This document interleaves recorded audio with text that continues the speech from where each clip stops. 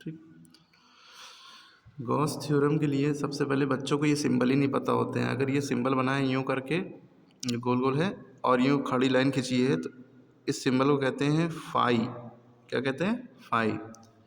ये जो है बराबर होता है किसके? पहले ये सिंबल बना है, इस सिंबल को इंटीग्रल या इंटीग्रेशन कहते हैं। ठीक है। इस सिंबल में अगर हम यूँ गोल गोल ये बना दें तो ये कहलाता है क्लोज्ड इंटीग्रल, बंद इंटीग्रल, है ना। ठीक है। और क्लोज सरफेस के लिए, और ये हो गया हमारा ई, और ये हो गया हमारा डी एस, स्मॉल सरफेस के लिए डी एस। ठीक है। अब हम इस पूरे सिंबल को क्या कहेंगे? ये तो फाई था और इसमें ई लिखा है, तो इस पूरे सिंबल को कंबाइन करके इलेक्ट्रिक फ्लक्स कहते हैं। क्या कहते हैं? Electric flux. ठीक है। क्लियर होगी?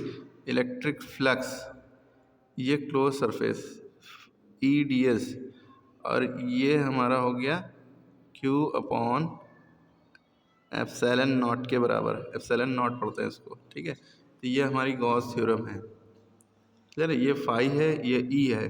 जब ये दोनों कंबाइंड हो गए इलेक्ट्रिक फ्लक्स बन गया। ये इंटीग्रेशन का सिंबल है, इंटीग्रल भी कहते हैं। ये E dot D S equal to Q upon epsilon naught. तो गॉस थ्योरम हमारी क्या होती है? It state that in air और वैक्यूम, एयर में या वैक्यूम वर्ड जो है इसकी दो स्पेलिंग होती है, VACWM भी लिख सकते हैं और VACCUM भी लिख सकते हैं। आखिर में ई नहीं होता है, याद रखिएगा। VACWM या VACCUM, ठीक है, दोनों लिख सकते हैं।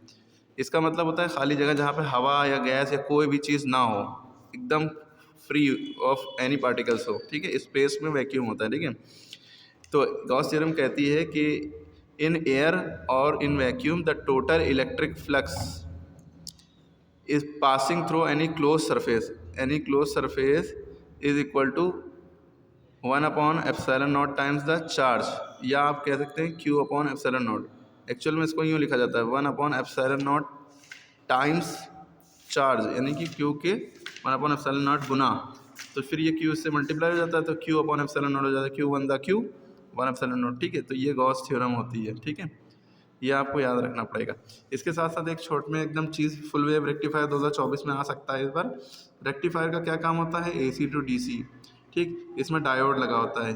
ठीक है। डायोड क्या करता है? AC से DC में कन्वर्ट करता है, अल्टरनेटिंग करंट को डायरेक्ट करंट में। फॉरवर्ड डायोड में क्या, पहली बात ये फुल वेव रेक्टिफायर में 2 PN जंक्शन डायोड रखेंगे, एक ऊपर एक नीचे, है ना। तो ये देखिए इस तरह से इसका डायग्राम बनता है फुल वेव रेक्टिफायर का, यूँ करके। फिर 2 यहाँ प्लेट लगेंगे, T1 ट्रांजिस्टर, S1 S2। फिर ये देखिए 2 डायोड। अगर हाफ वेव होगा तो ऊपर डायोड लगा होगा, नीचे नहीं लगा होगा। ठीक।